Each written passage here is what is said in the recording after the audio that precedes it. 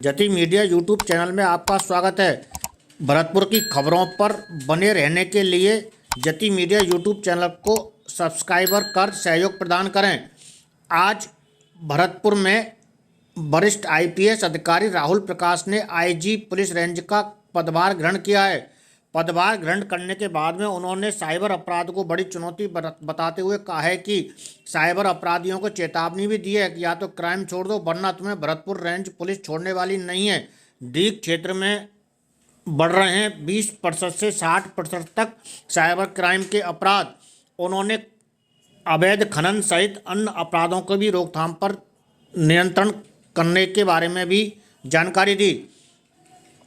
भरतपुर में आईपीएस अधिकारी राहुल प्रकाश आज भरतपुर पहुंचे, जहां सबसे पहले अन्वेषण भवन में एसपी मृदुल कच्छावा ने आईजी राहुल प्रकाश शर्मा की अगवानी की। इस अवसर पर डीग के एसपी ब्रजेश ज्योति उपाध्याय सहित अन्य अधिकारी मौजूद भी रहे। आईजी कार्यालय में पहुंच करके राहुल प्रकाश ने आईजी रेंज भरतपुर का कार्यभार संभाला। हम आपको बता दें कि आईजी राहुल प्रकाश भरतपुर में पहले एसपी भी रह चुके हैं, धौलपुर में भी एसपी रहे। भरतपुर रेंज में काम करने का उनको काफ़ी अनुभव है और भरतपुर एसपी के दौरान भी उनका काम अच्छा दबंग अधिकारी के रूप में रहा था और अब उन्होंने आईजी रेंज भरतपुर के रूप में पदभार को संभाला है। पदभार संभालने के बाद में आईजी राहुल प्रकाश ने कहा है कि भरतपुर रेंज में कानून व्यवस्था को बनाए रखना उनकी पहली प्राथमिकता होगी। भरतपुर में गौ तस्करी, ऑनलाइन गौकशी जैसी घटनाओं को रोकने के लिए, ऐसे अपराधों पर अंकुश लगाने के लिए उनका पूरा प्रयास रहेगा। पदभार ग्रहण करने के बाद आईपीएस राहुल प्रकाश ने कहा कि उच्च अधिकारियों के साथ रेंज के अधिकारियों से वार्ता की जाएगी। भरतपुर में सबसे बड़ी चुनौती अवैध खनन और साइबर क्राइम को रोकने की है, लेकिन रेंज की पुलिस ने अवैध खनन के क्षेत्र में काफ़ी अच्छा काम किया है। रेंज के जितने भी एसपी हैं वो भी अच्छा काम कर रहे हैं और अवैध खनन को रोकने में काफ़ी अच्छी महत्वपूर्ण भूमिका उन्होंने निभाई है। उसके साथ आगे इस काम को सुचारू रूप से रखा जाएगा। रेंज में दूसरी बड़ी चुनौती साइबर क्राइम की है, जो कि भारत में माना जाए तो राजस्थान में 20% और 20% से 60% तक साइबर क्राइम का अपराध डीग जिले में संचालित हो रहा है।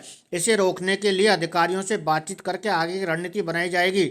साइबर अपराधियों से उन्होंने अपील भी की है कि वह क्राइम छोड़ दो वरना भरतपुर रेंज पुलिस उनको छोड़ने वाली नहीं है।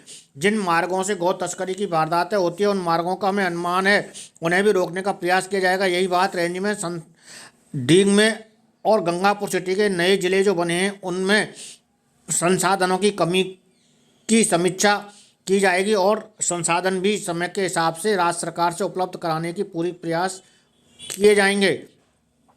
भरतपुर रेंज पुलिस इन संसाधनों में अच्छा काम करेगी।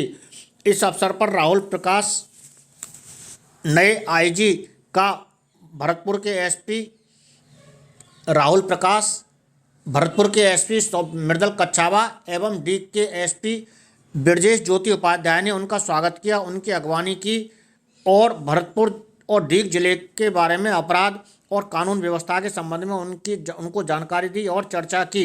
भरतपुर में वर्तमान में भरतपुर धौलपुर जिले के जाटों को केंद्र सेवाओं में आरक्षण दिलाने के लिए आंदोलन भी चल रहा है। इस मामले में चल रहे आंदोलन के बारे में भी नए आईजी राहुल प्रकाश को भरतपुर एसपी और डीग एसपी की ओर से जानकारी दी गई।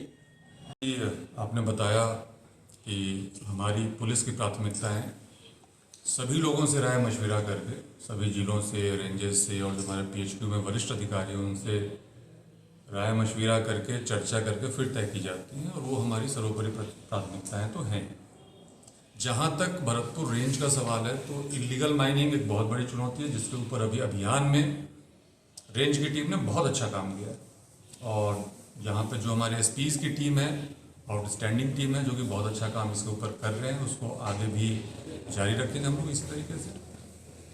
साइबर अपराध का जो विषय है वो वस्तुतः एक बहुत बड़ी चुनौती है और अभी जो डेटा हमने देखा था कि पूरे जो भारत का साइबर क्राइम है उसका 20% भरतपुर 20% राजस्थान में ओरिजिनेट हो रहा है और उस 20% का 60% जो है वो डीग जिले में ओरिजिनेट हो रहा है या वहाँ से किया जा रहा है। तो ये बहुत चिंता का विषय है और इसके ऊपर और गहन विश्लेषण किया जाएगा कि इसके क्या ट्रेंड्स हैं और उसकी रणनीति तय की जाएगी। साइबर अपराधियों के लिए हमारी तरफ से केवल इतना ही कहा जाएगा कि बेहतर ये होगा कि वो लोग इस अपराध को छोड़ दें, अन्यथा हम उनको छोड़ने वाले नहीं हैं। सर, गौकसी भी एक बड़ा चैलेंज इस इलाके में है। जो यहाँ के गृह राज्य मंत्री उन्होंने कुछ गौरक्षा चौकियाँ भी डीग इलाके में शुरू कराई हैं, उसको लेकर भी किस तरीके से चीज़ें रहेंगी, क्योंकि बड़ा गौकसी के चलते बड़ी घटना यहाँ ना सूझने वाला पहले हो चुका है। गौरक्षा जो चौकी है ये अलवर और भरतपुर में लगभग 7-8 सालों से चल रही है, पहले भी चल रही थी। उसको और स्ट्रेंथन किया जाएगा। आरबी एक्ट का किसी भी प्रकार का उल्लंघन जो है उसके खिलाफ सख्त कार्रवाई की जाएगी।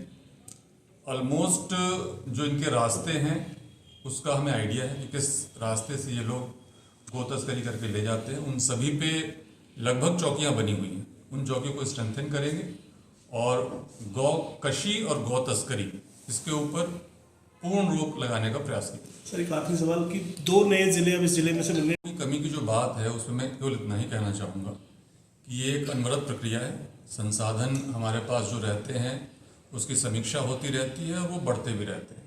नए जिले बनने से संसाधन भी बढ़ेंगे, लेकिन मैं आप लोगों को ये भरोसा दिला सकता हूँ कि संसाधनों की बात को लेकर के कहीं भी भरतपुर रेंज की पुलिस की जो कार्रवाई है उसमें कोई कमी नहीं है। Thank you.